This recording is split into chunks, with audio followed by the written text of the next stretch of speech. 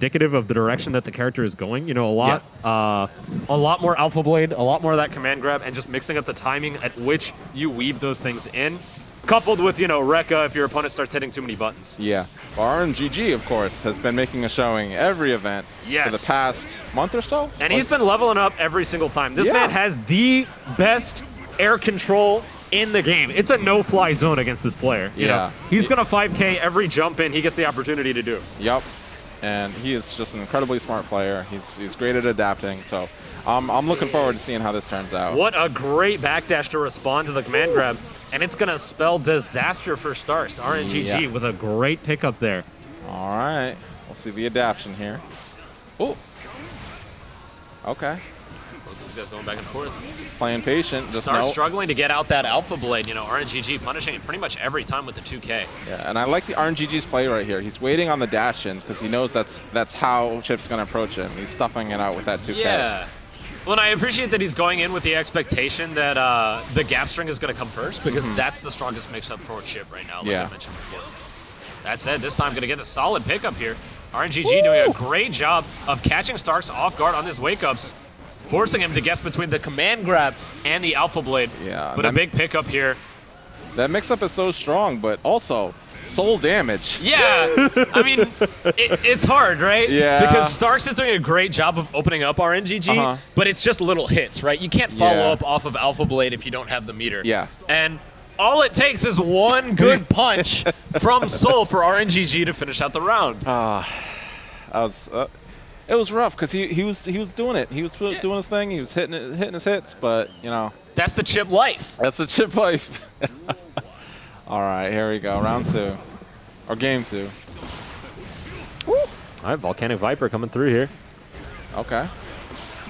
An early burst here. I really, really agree with that. You know, early burst for Chipp is very strong because he cannot afford to get counter hit like that. Ooh.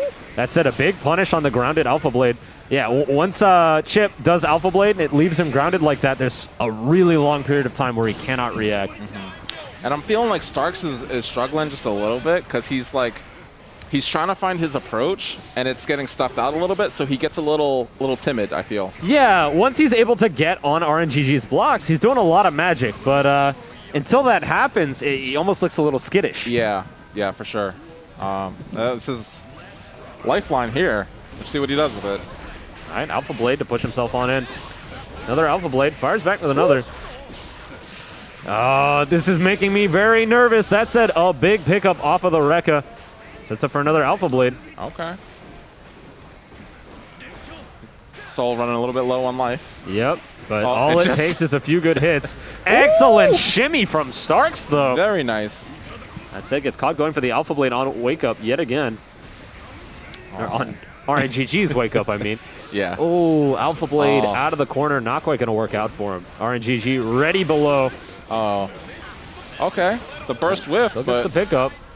No doubt looking for the burst here. Oh, the backdash. We saw it before, paying dividends for RNGG. Not quite going to get the kill, but putting Starks in a very bad situation right this now. is... Oh, there it is. Yep, and RNGG going to be taking it 2-0 over Starks.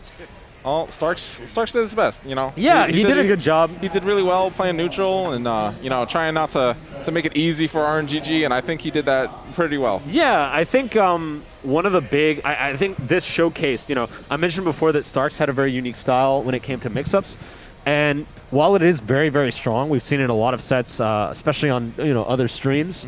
Alpha Blade really, really putting in a lot of work, but there is a huge drawback to that way of playing Chipp, that being he becomes a lot more of a death by 1,000 cuts character. You're not going to be able to follow up off of that Alpha Blade. We saw it there. You know, Starks was getting a lot of really good hits, but he wasn't able to convert into good damage. And that meant he had to basically play perfect for a lot longer than RNGG did. Yeah.